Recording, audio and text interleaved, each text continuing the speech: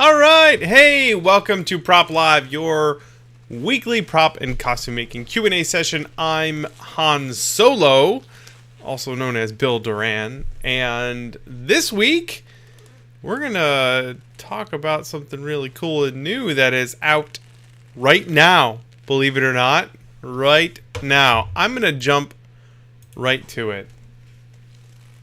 Boom! Foamsmith 2. Our second big book release, the foam weapons, and that's it, foam weapons. This book is out for you with all these pictures and words that I wrote. That's right, you guys. We were going to launch the book tomorrow, but tomorrow is April 1st, April Fool's Day, and we didn't think people would believe us. So we're launching it right now just for you guys, our prop tarts, in the chat, and you can go pick it up. Now first, hold on, don't go tweeting out like crazy. We have a plan. We have a strategy because we want to make the launch tomorrow amazing with your help. But first, let me go over some stuff. The Foamsmith 2 is live. You can go buy it right now. If you go to there you go. If you go to punishprops.com/foamsmith, you can go buy the book. We have two versions. We have the $10 digital ebook. We have the $30 print book pre-order. We just threw a lot of money at a printer, and they're going to print a crap ton of books for us. Which means we have to wait until May until we get them, until a truck shows up with a giant pile of books for us. So the print book is a pre-order, will ship in May. And if you buy it right now, you'll get the ebook for free so that you can start reading it right now. So there you go. You can go buy it. Don't start tweeting yet. We have a plan. I'm about to tell you all about that. Whoop. But first, the link is in the chat. Perfect. Cool. All right. So here's what's going to happen. We have a video. Actually, first, I'm going to show you the video. So everybody sit tight for just a moment, and we'll watch a video together.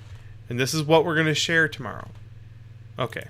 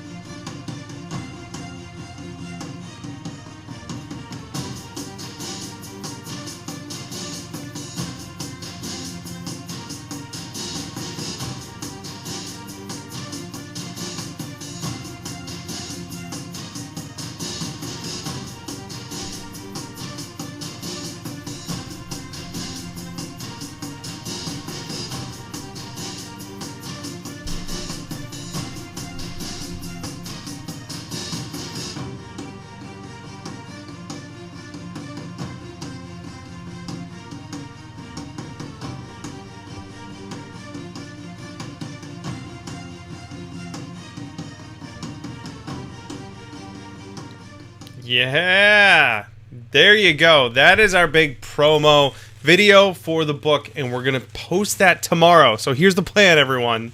I need everyone on board. I need everyone on board for this, okay? You guys are our street team. You are our foam prop tart army, and I need your help. So this is what's going to happen. That video is going to get posted on Facebook at 9 a.m. Pacific tomorrow. I need you to share it on Facebook. Whenever I post a link to anything on Facebook nowadays, it just gets buried. It doesn't get posted anywhere. So we need to have a concentrated effort to share that video. It's going to be posted on the Punished Props Facebook page and at 9 a.m. Pacific tomorrow. And I need you to share it. Share it on your public pages. Share it on your private pages. Just spread the word about the new book. I will also be posting that video on YouTube, so if you want to share it anywhere else, like on Twitter or whatever, there's a YouTube video that will also go live at 9 a.m.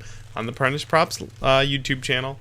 You can share that too on all the other social media places.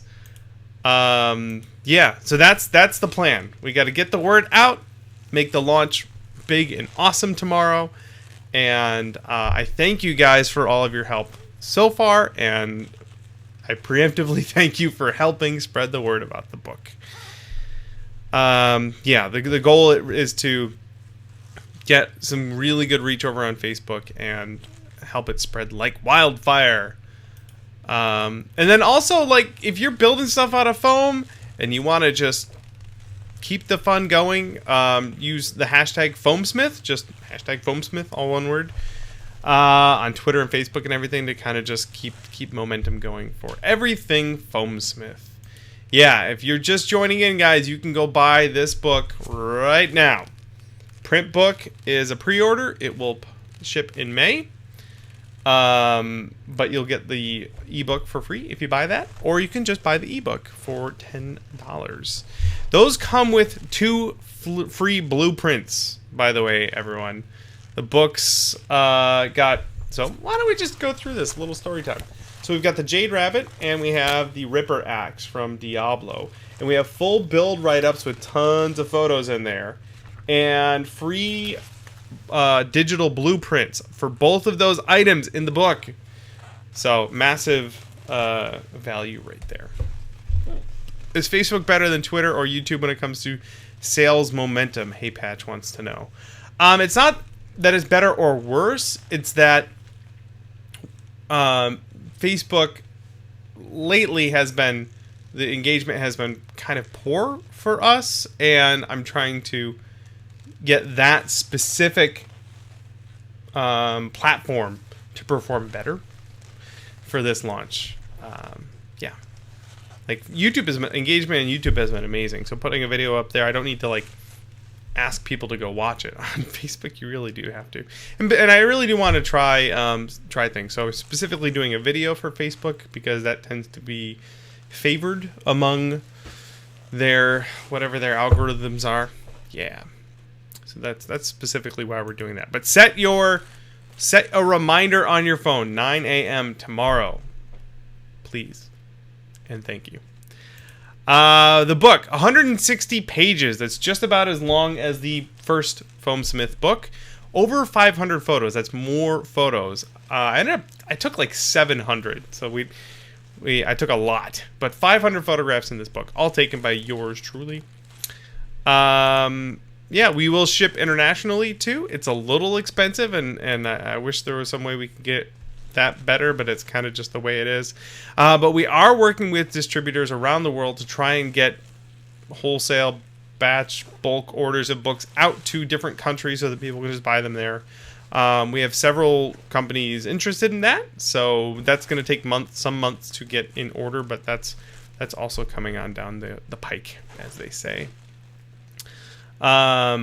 Facebook seems like they just intend to cut themselves off at the knees today.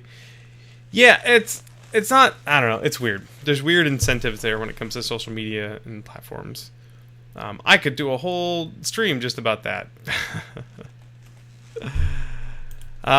Cool. A couple more things before I'm going to tackle some of your prop and costume making questions. But first, I want to talk about Emerald City Comicon. Hands up in the chat if you're going to be there, because that would be great.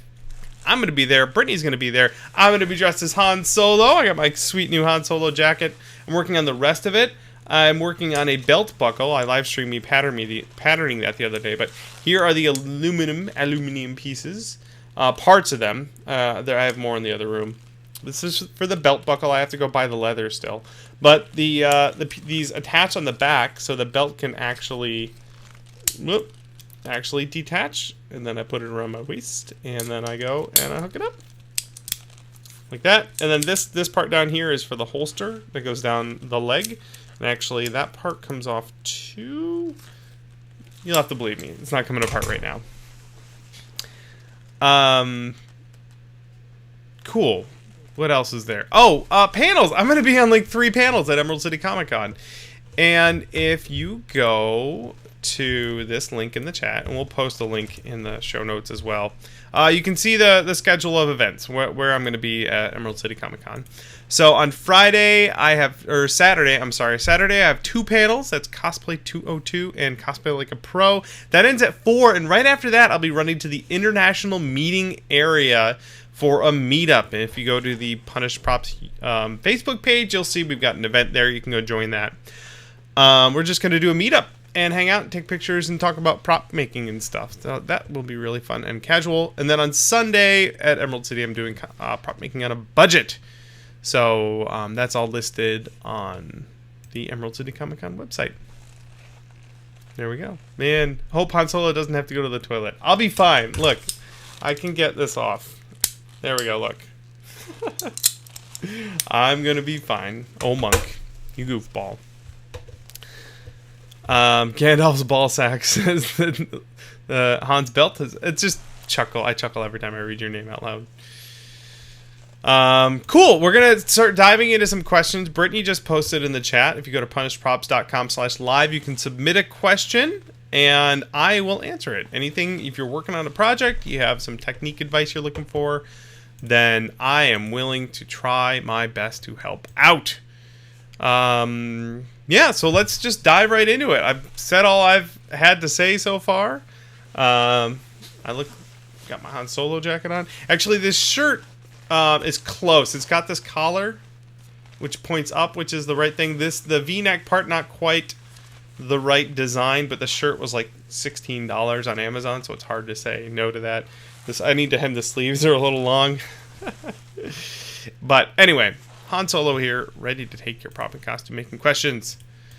Let's start with this one here. Let me see. Yeah, there's a visual aid. I've got a picture. This comes from Chem Man, and here's the picture. It's a gun that he's working on. It's a mashup of a couple of designs, and there is this light up part in the middle that he has some questions about. So let me dive into that. I'm working on a pistol prop with a bunch of lights. The question I have pertains to the diffuser for the center lights. So that circle in there, those are all lights, and there's a piece that's going to diffuse, let's say, some LEDs. The center section will be made from a vacuum-formed translucent high-density polyethylene. Plan on sandwiching one to each side of the pistol between layers of foam. There will be holes in the plastic so that the layers of foam on each side will have direct contact with each other to lock the plastic in place. This should work, right? I think it would work. It seems like that would work to me. Would you suggest any other way, or maybe an adhesive other than Barge? You might just use super glue for that. For smaller pieces, or if I'm gluing plastic to foam, I usually use super glue. It sounds like you put a lot of thought into this, and I think that you're probably on the right track. You might, like I usually say, you might try a small scale test beforehand. And no, Phoenix Revival, I'm not going to stop referring to myself as Han Solo. Cool. So there you go. There you go, Chem Man. Good luck with that gun. It looks really cool. Let's take one more peek at this thing. Right there. This thing looks really, really neat. And I think it's a cool design. Fortunately, it's pretty small, too. Like, you could cut out a couple extra pieces in the similar shape and just do some tests before you sort of commit to the final piece. In fact, too, you might do that light part first. Do the challenging part first. And if you can figure it out, then just roll with it. All right. Let's grab the next question. This one comes from Roberto. Do you thin your Barge? I got a can of Barge. It seems really thick. When I see your videos, your Barge looks like it goes on smooth. Is it because I got the blue can and not the yellow can? Do you thin your Barge to make it go on smooth? I've never tried the blue Barge can. I've never tried that one. I always use the red and yellow can. I can't speak to whether or not one or the other is more or less thick. I can say that I have had cans of Barge start to go bad, kind of dry out a little bit. And I do have some Barge Oh, Ted, Evil Ted is in the chat. He says, blue does run thick. Yeah, I do keep Barge Thinner on hand. It's really, really handy to have. And I know when the red can starts to go old, it gets a little bit thicker. You can just throw a little bit of that thinner in there, and it will thin it right out. So I imagine you could probably do the same thing with the blue. So there you go. Yeah. And having Barge Thinner on hand anyway is just totally worth having. In fact, in the new book, Foamsmith 2 by Bill Duran, for that axe that I made, I put part of it together and it wasn't perfectly centered. See if I can find this real fast. I don't think I'm going to be able to. So I glued it. I definitely barged a piece on, and it wasn't perfectly centered, and I had to re-glue it. Let's see here. Yeah, contact cement thinner right there. And I'd like to think that I did it on purpose to show you guys a really good point, but it was totally by accident. However, I glued it on and almost immediately found out that it was wrong. So I just took a little bit of Barge Thinner on a brush, brushed it on there, and it came apart. No problem. I was able to glue it up again and put it back together perfectly. So yeah, get some Barge Thinner anyway, and you can totally use it to both thin your barge and fix any mistakes that you make in the process. Cool. That was Roberto. Thank you for your question. Boy, we have an active chat today. You guys are moving and shaking in there. Fantastic. I love it. All right. Let's just keep this crazy train rolling. Mike wants to know. Oh, he's got a fun name, and he says, pronounced like robot. So, Vrogop. Nailed it. Mike Vrogop. What type of lamp, wattage, bulb, etc., do you use to heat clay? How long does it take to heat up? Are there other ways to heat clay that you'd recommend or have tried? Specifically, when I'm using clay for like mold making, I use a Plastalina Clay. You can do the same thing with Monster Clay. It's very similar. You can even put Monster Clay in the microwave if you want. But usually I just have a box that my clay stays in, and it's just a cardboard box, and I just line the inside of it with aluminum foil, and the clay just lives in there. And I usually break it up into fairly small pieces so that it can heat up quicker. Has a little more surface area. And then I have just a cheap clamp light from the hardware store, and then like a bulb, actually, just like this bulb right here. This is, if we look at the little Luxo Junior here, this is a 65 watt bulb. This is like a sort of a slightly bigger bulb that you would use for a lamp, like a spotlight or something. Yeah. So there you go, 65 watt bulb. It's an incandescent bulb, so it gets nice and warm. And I just clamp that on the edge of my box and then point that down into the box that's got clay and aluminum foil. It reflects the light around. It gets really warm really fast. Super cheap method, super great way to do that. Yeah, there you go. And if it gets like too warm, you can just point the light away. Super low tech solution that works every time. There you go, Mike. Hopefully that helped you out. Our next question. Oh, Andy Face says, Jade Rabbit blueprint, that's like gold. Yeah. I'm pretty proud of it. In fact, it's right behind my head. What? There it is. Jade Rabbit. If you want to see how I made that, it's in the new book. Oh, yeah. Sairban? I'm sorry, I don't know how to pronounce that. But I keep my Monster Clay in a cheap crock pot on the lowest setting. I've also seen that done before, too. But just remember that that is now a clay crock pot. I don't know that you would want to use it for food anymore, but that is a really, really good idea. I've seen several people do that. Yeah. Axe Leela says, does that ruin the crock pot so you can't cook with it? I bet it doesn't ruin it, but you have to clean it really well if you want to throw food in it again. I would look at thrift stores or secondhand stores to get a crock pot like that. I bet those are common. All right, this next question comes from Cameron. Do you have any tips or suggestions for laying out designs or details over complex surfaces like a stormtrooper helmet or a large space blaster? That's like patterning stuff. If you already have something made and you want to put more details on top of it, you could make your own pattern by just laying masking tape over that area. If you have like a stormtrooper helmet, you have like the base form already made. You can lay down masking tape on it and then peel it off. Just remember, when you peel it off, it's going to be a rounded piece of tape. And when you lay it down on a flat surface to pattern or design the rest of the details, you may have to like cut a dart into it. You may have to modify it a little bit to be able to make pieces out of, more flat materials. So where you put those darts are going to make a big difference. But you could do the same thing with like your blaster gun if you want. Just make a pattern of it by putting masking tape over it. Draw like registration marks so you know where the features are all going to line up.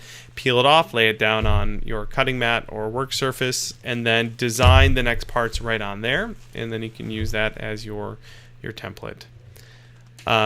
Just be aware that anything that is a complex curve, like a rounded off helmet, it's gonna be a little tricky, a little bit of trial and error, but you'll get there. You will definitely get there.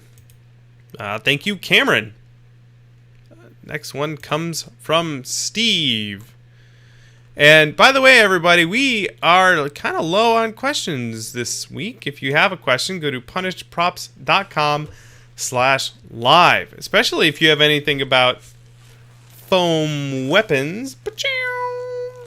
I would be happy to answer those questions since it is kind of a theme for today. Steve wants to know, I have a latex Hellboy mask that was torn in a few places. It's been very well used.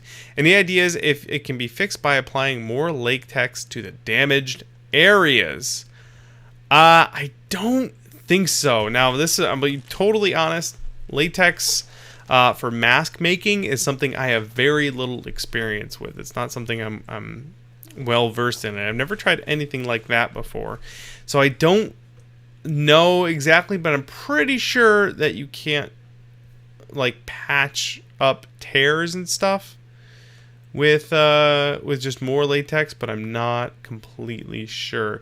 If it's already damaged though, you might as well try. But what you might be able to do is, or might have to do is like reinforce the tear from behind using rubber cement or contact cement and some cloth so that it's got some structure to hold it together. Then you might be able to patch up the seam a little bit with more latex. But again, I'm not quite sure how well that would work. But at the very least, you could structurally repair it so that the tear isn't going to rip. Rocketman Prop says, you can patch latex. You get a small patch of fresh latex and glue it to the inside, like patching a bike tire. Yeah. Or like whatever you're doing, like you said, you can patch it from behind. That tear might still be there, but at the very least you can keep it from tearing further and back it up with something. So there you go. Again, I don't know a crap ton about latex or mask making, but you probably do have some options. Good luck, Steve. Good luck. Actually, speaking of latex and mask making, I have a confession to make that I have not really watched very many episodes of the show Face Off. I just never got around to it. It's not on Netflix, which is probably the main reason why I haven't watched it. But we did watch an episode last night because it was about World of Warcraft characters, which was great. I'm a big fan of WoW. We have some movement in the chat there. From Rocketman Props. It won't get rid of the seam, but a good clean glue job will keep it together. Yeah, to keep it from tearing some more. Anyway, Face Off was really cool. They made a bunch of characters like a Worgen and a Goblin and other World of Warcraft races, And it was awesome. So I'm going to recommend, if you haven't watched Face Off, then the World of Warcraft one is probably a good place to start, because I enjoyed it quite a bit. And I was super impressed with some of the things they pulled off. Yeah, Dagger Elk is saying the Draenei Death Knight was awesome. He was probably my favorite. Really, really well done. Super cool stuff. But anyway, they do lots of sculpting and mold making and latex mask making on that show. So there you go. It got me thinking too, like, what would a prop making show like that look like? Like a competition prop off. Yeah. Christopher has a question. Which do you find harder for a project, starting or finishing? Up to you to decide what qualifies on finished. Just for me personally, I don't know. There aren't specific parts of a build in general that are more or less difficult than others. With specific projects, there are certain things that pop up that are more difficult. Usually anytime I'm trying to do something new. So let me give you an example. I'm making my little Mr. Handy robot, about yay big, and I'm molding and casting all the parts. Now, I have the head, or the body. I guess it's his head and body. That's the last part I have to mold, and I know I want to do like a matrix mold or a brush-on mold, something like that, and I had an idea. Why don't I 3D print the jacket for the matrix mold, and then I could just put it on there and then dump my silicone in. I don't have to do the whole claying up. I don't have to do all of the fiberglassing. I could just 3D print a jacket mold. So I was like, all right, great, let's do that. And I started 3D modeling the jacket. Turns out there are just some aspects of that type of modeling that I did not foresee. I thought I'll just knock this out, no problem. And then like an hour later, I'm like, damn it, it's not going the way I had planned it. So it doesn't mean I can't do it that way. It's just a little bit more challenging, and I need to do a little more research and figure out what I need to do to be able to pull that off. So yeah, that's the more difficult part for me. Just mostly trying new stuff. Starting or finishing doesn't really matter. I never have any problem starting projects. Trust me, I have started a lot of projects. And then finishing, I never have too much of a problem either, because as soon as I get anywhere near the finish line, I'm like, clear my schedule. I'm getting this thing done. I get really excited about finishing a project. And then I just like take 2 days and knock it out. Question 2 from Christopher. What's the best way to maximize the pass of a laser cut, assuming the sheet size is known, to get the most out of the material? I'm finding it almost like UV mapping, which I was never good at. I was never good at UV mapping either. I guess you mean like rearranging pieces in a sheet so that you get as many cuts out of it as possible. I rarely ever do that. I just have a box of scraps, and when I need something cut out, I just take a scrap that is appropriately sized and I just cut it out of that. Other than that you could just make a file, like a vector file that's a template size for your cut area. So my laser cut area is 12 inches by 20 inches. I can make a template for that, and then just drag all of my pieces in there, and then just play, I don't know what game that would be, but try and arrange them so that you can jam as many of them in there as possible to get the most efficient use out of your material. So that's really the way you could do it. It's almost more like Pepakura, like lining up Pepakura faces so that they all fit on one sheet of paper. It's kind of like that. Yeah, but I don't do that.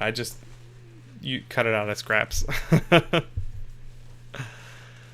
I see people throwing questions in the chat. You can go to punishprops.com/live and you can post your questions there, and we will grab them. Brittany will dump them in the thing here, and I'll answer them.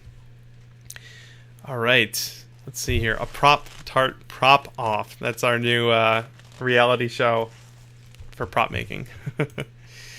Let's see here. That last question was from Christopher, and the next one comes from Manslind.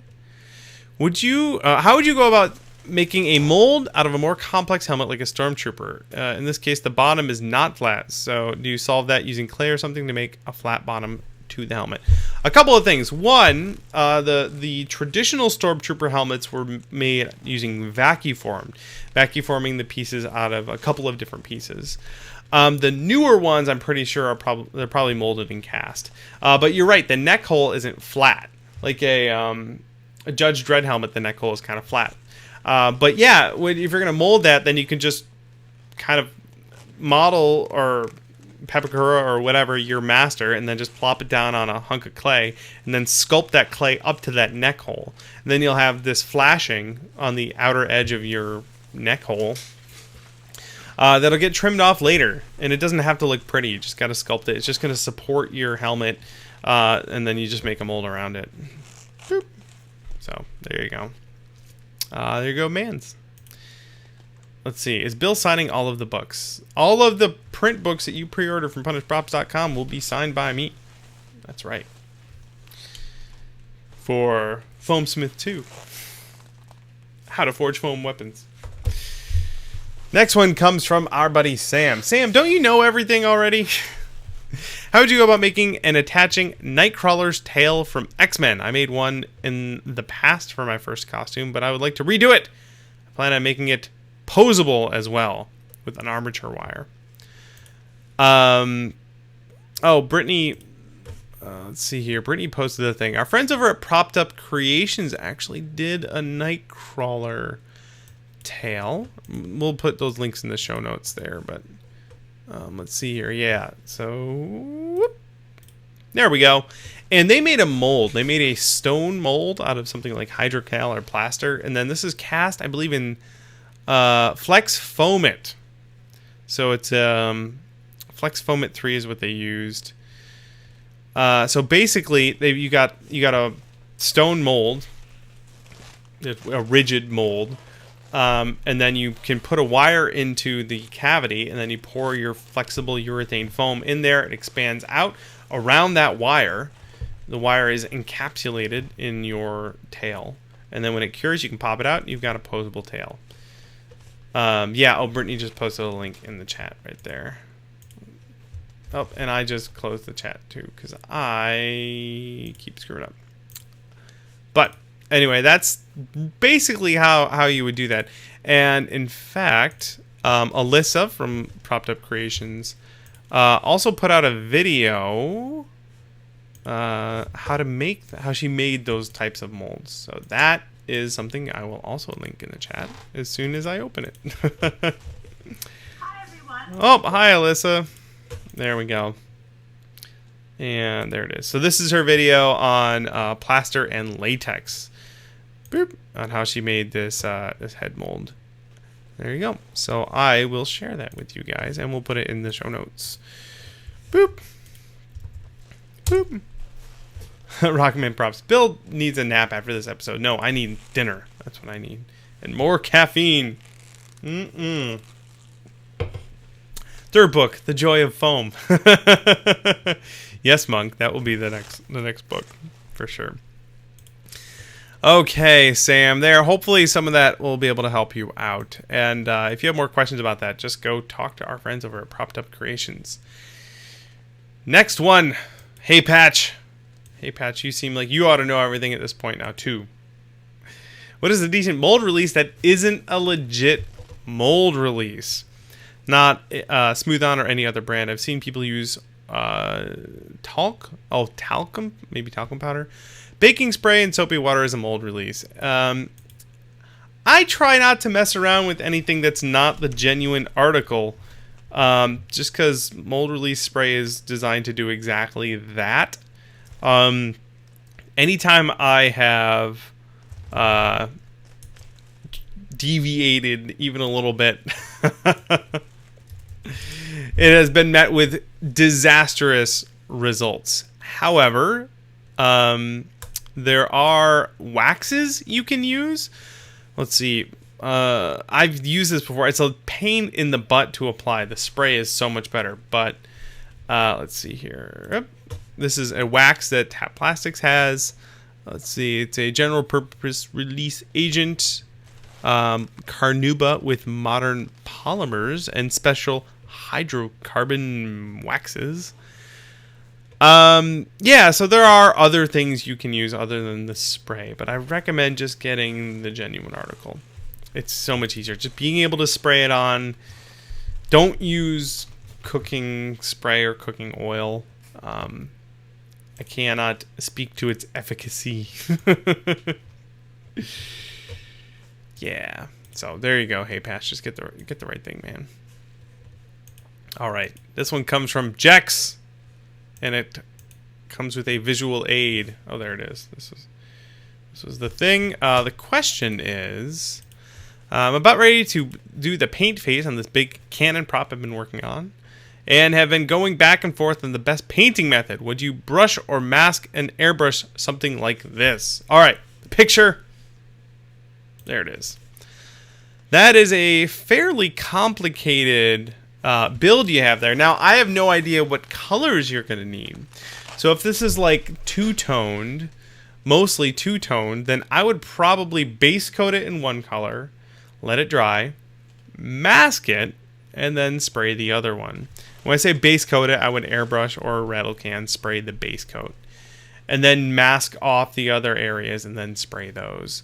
That is generally how I would do that. Now, which color you put down first depends on a couple of things. Usually, I'll put the lighter color down first because the darker color will cover that easier. However, depending on how complex the masking will need to be, it might make sense to do that the other way. So if there's really, really tiny details and you can mask off just a handful of tiny details and spray those as opposed to masking off everything else, you might choose to do it that way. But yeah, I would definitely mask and spray those things. Hey, Patch says, get the right thing. Ha! Challenge accepted. And you can look up Bentley materials or Bentley advanced materials in your neck of the woods. I believe it's Bentley.com. Is that it? Nope, that's not it. Bentley materials. It is. There we go. Bentley advanced materials. That's because I know you are over in, I believe, in the UK. There you go. Bentley Advanced Materials. Go talk to those guys. They will help you out with this guy with the bleeding head, apparently.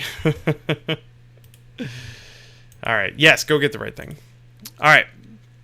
That cool Canon thing came from Jex. Good luck painting it, sir. Marcus wants to know, do you plan to bring back Prop 3D? For those who maybe missed it, we did a good 5 episodes on 3D printing using our 3D printer.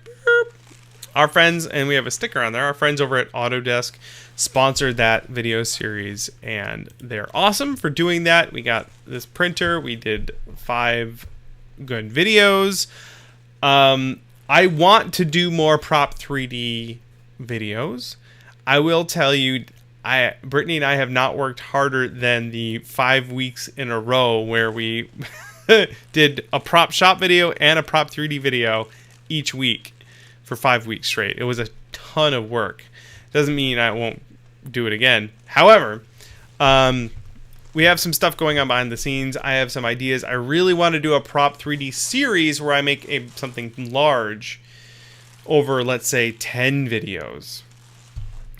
Start to finish, one piece, like a big gun, let's say, perhaps a large rifle from, I don't know, Destiny, where the 3D printing series will go through every step of the way. So instead of doing one prop per video, we'll do like 10 videos working on one large prop. Does our 3D printer need naming? Do we name it? I think it does. I think the 3D printer, if you have a good idea for our 3D printer name, then post it in the chat and we'll see about voting on that later. Yeah, we do want to bring back Prop 3D, and that's the idea. We just have to get the particulars figured out. Mostly kind of figure out how we're going to pay for it, because it is a ton of time commitment to get that stuff done. But we have peoples we're talking to get it to get that out the door. And now that this book is done, This has been our main focus for the last like 2 or 3 months. But now that it's done, we're freed up to work on some other things. All right, that was Marcus, and I'm glad to hear people excited about the Prop 3D thing, and also some of our projects, like the Mr. Handy project. There was a lot of 3D printing in that, so I will be sure to cover that. 3D Ward, 3D Die, 3D D2, Sir Prince a lot. These are all names that people are posting. I got nothing. I like 3DD2. That's pretty good. Sir Prince a lot. All right. Another visual aid. Burp. Someone is making a portal gun. Miguel is making a portal gun. I 3D printed a portal gun, and I'm in the process of finishing the main body. It's still not as smooth as I'd like, but I'm priming and sanding and priming. What do you do to finish this to be perfect and shiny? So here's the portal gun right here. Boop. Looking pretty good so far. Keep up the good work. It's hard to tell from the photo, but it's really easy for 3D printed pieces to keep that print texture. But I'll tell you what I've been doing. I'll take a print, and this thing prints pretty well, the Dremel. It does it in PLA. I'll take a piece off the print bed, and I sand it right away. 220 grit, I sand away as much of the texture as possible. Then I spray it with a primer, a filler primer. Automotive filler primer, it's high build, and I'll do 1 or 2 good layers of that, and I let that dry. And then I will sand that down with a 400 grit sandpaper. Before you get to that stage, you want to make sure anything that needs fixing, not just the texture, anything that needs fixing gets done beforehand. So you can do some heavier filling with a spot putty or with Bondo. Then you do your filler primer. Then you sand that. And then I hit it with a normal primer again. This is just so that I can see anywhere that needs some more extra loving. I'll usually wet sand it at that point with like a 400 grit or 600 grit. That gets it most of the way there. If you need it to be the finish to be super shiny after that point, you can hit it with a bunch of gloss, clear coat, and wet sand that down to like a 2000 grit, and then hit it with like a plastic polish or something like that. Yeah, but it's lots of sanding. It really boils down to lots and lots of sanding. But that filler primer helps a lot too. Hey, check out the scruffy looking Nerf herder. That's right. Thank you, Scorpion. All right, lots of questions there. We'll keep. Oh, I missed one. Here we go. The last one was Miguel. Good luck on your portal gun, Miguel. Dungeoneering Duo. So we used our degassing chamber for the first time the other day, and halfway through using it, the pump decided to push some oil back into the tub. Any idea why this happened or how to prevent it? It's the kind of pump that allows you to close a valve to hold the vacuum and turn off the pump itself. I've never had a problem like that. I'm wondering if you overfilled the oil, because I know mine has like a minimum and a maximum line for filling it with oil. You have to keep those pumps lubricated. So I'm wondering if it was overfilled. That would be my guess. Yeah, that's all I got. You probably overfilled it with oil. Without being there to actually see it, I can't really troubleshoot it. And I also don't know that much about pumps. But like I said, I've never had that problem with mine. So good luck with troubleshooting your pump Dungeoneering Duo. All right, next question comes from John. Do we have a PLA-ER player, Playboy? I like PLA boy. Playboy? That's pretty awesome. Fill for filament. Is anyone writing these down? Brittany, I'm going to ask you to write down these names if you have the time. That would be awesome. Write down some of the 3D printer names, and then we will vote on them in a little bit. All right. John had a question. He's making a gun. He designed it with a shroud that goes over the top. I've been trying to make this curved piece out of styrene plastic, but I can't seem to get it to curve right. plan on casting more guns out of this one, so I don't want to use craft foam or something. Do you have any suggestions to either make the styrene cooperate? Should I use Sintra or something? Heat forming it it can be tricky. There's a knack to heat forming stuff. Usually, if I have to, I will heat form it over a form or something similar to what I need. But you might also, if you have just like a weird curved surface, you might sculpt it out of something first and then vacuum form it. That's probably the best option. So we have more names in the chat here. My twin brother says Tea Earl Grey Hot. That is his name for our 3D printer. Very good. What you might do is sculpt your piece out of something solid, right? Like wood, or you can make ribs out of a thin, like flat material, and then fill it in with Bondo. You could even sculpt that out of clay.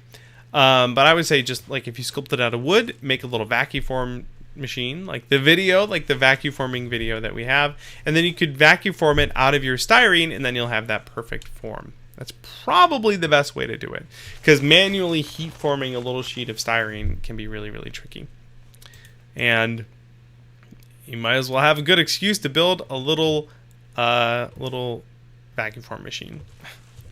Thank you. That was John. Thank you, John. All right. Andy Face has a question.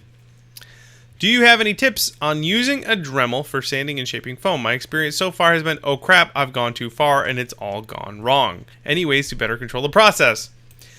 That kind of is the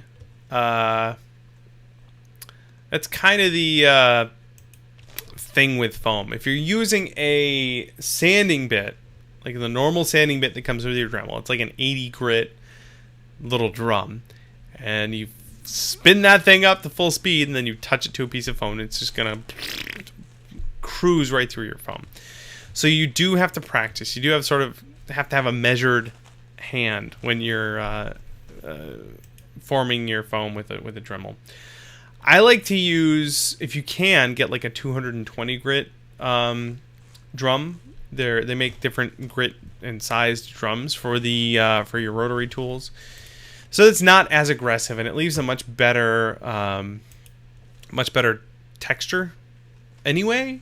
But also, like, you've got grinding bits. You've got more, like I've got a couple of old grinding bits that I like because they're almost completely worn out, and they're very not as aggressive when you're forming your foam. But more than anything, practice is going to help you before your tools. The more you practice, the better you'll get at doing a little bit of changing and not overdoing it. And like I say, practice on scraps. If you're doing a gun and it's almost all the way done, and you're trying something new, you want to do some sculpting on part of it, practice on scraps beforehand so that you get your technique down before you gouge a piece out of your final piece. That's gonna suck because it's really hard to fix. So practice. Any ways to better control the process? Yes, practice. Go slowly. Burp. I thought I saw a thing in the chat, and okay, I did not. Cool. That was from Andy Face, and another one from Hey Patch. I know you like super sharp knives to get your UVA foam, but have you ever used a hot wire cutter? I have not. There is a really good video, actually. We'll see. Brittany hopefully will find it. But if you look up Grant Thompson, the king of random on YouTube, he made a Styro-Slicer. Now he uses it. It's a hot wire cutter. He's got a tutorial on how he made it from scratch, which is really awesome. And he uses it to cut styrofoam. Now EVA is a little bit more dense. It probably has a little more resistance to cutting. But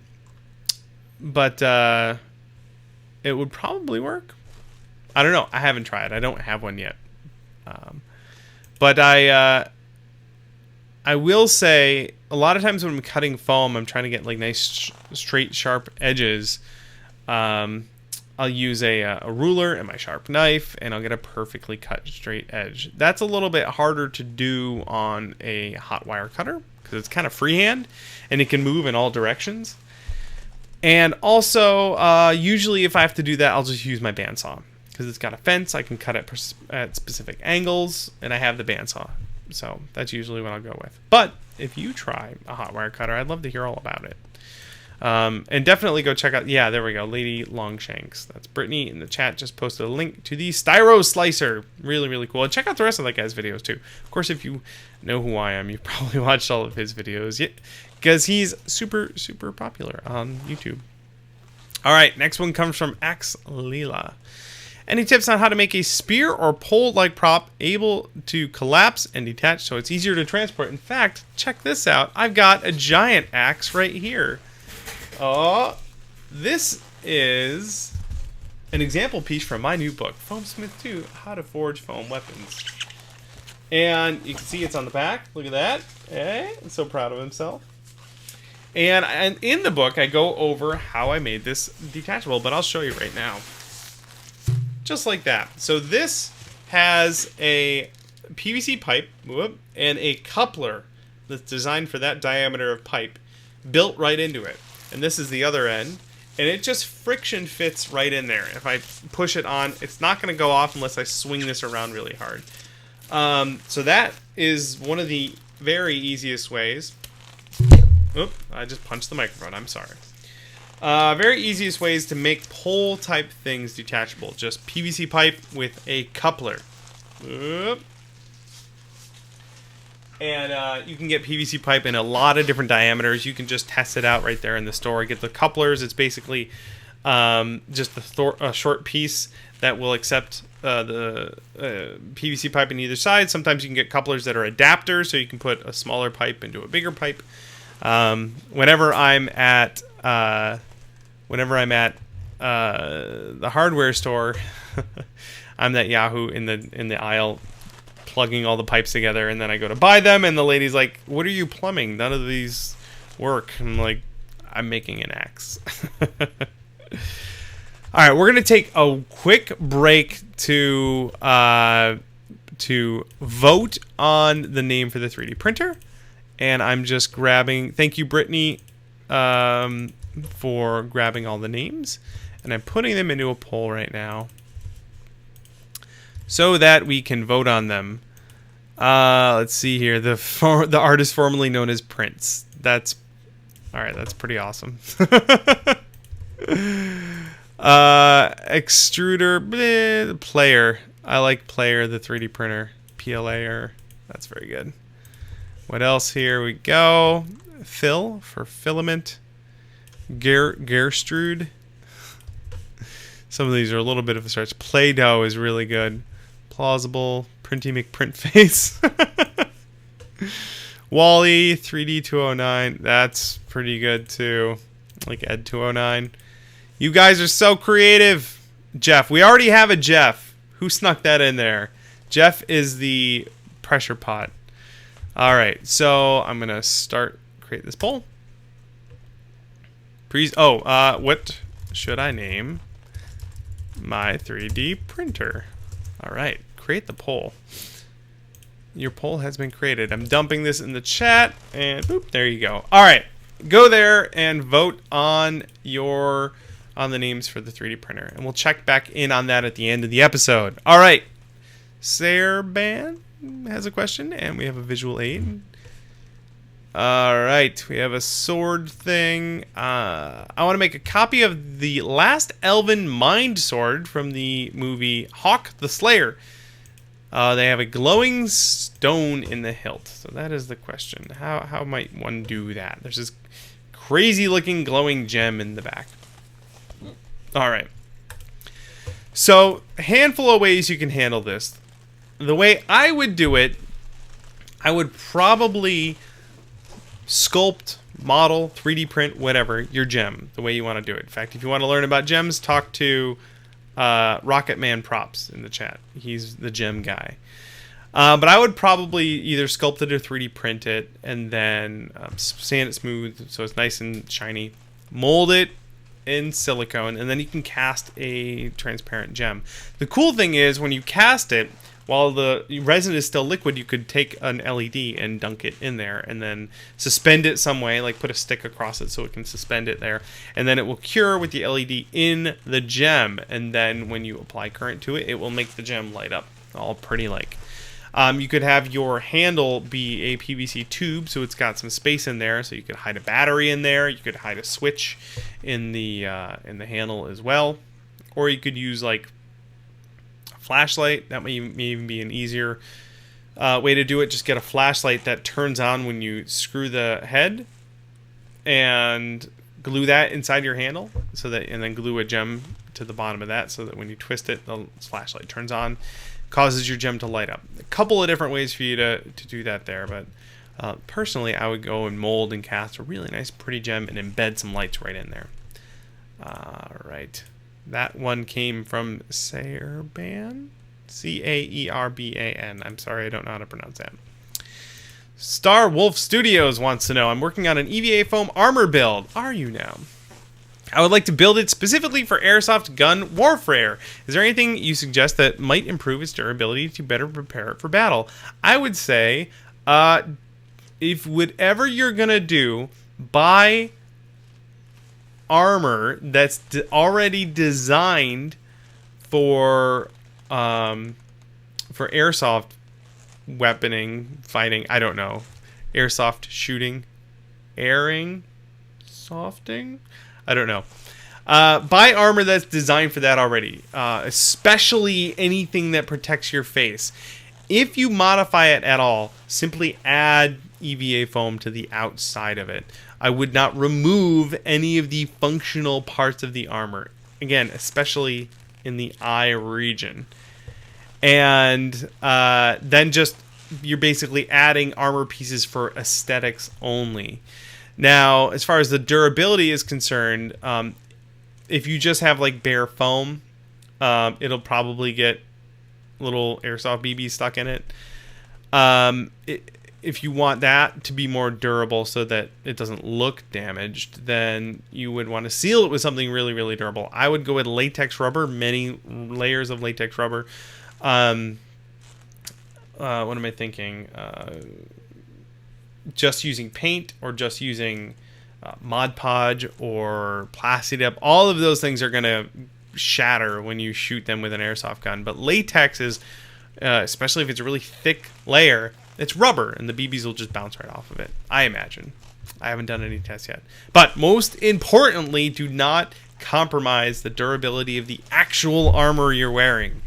I've had people ask me, they want me to build them a custom mask for airsoft, and I refuse because I will not be responsible for your eyeball protection.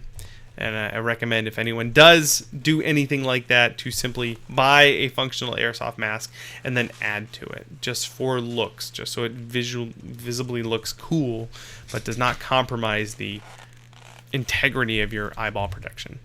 That was Star Wolf Studios. Thank you for the question. Let's grab a couple more. Kevin, my buddy, wants to know, would you recommend EVA foam for a long 55-inch but realistically wide and thin sword blade? I'm trying to fabricate more realistically proportioned sword than the paddles that frequent fantasy art. However, I'm concerned EVA may be too floppy.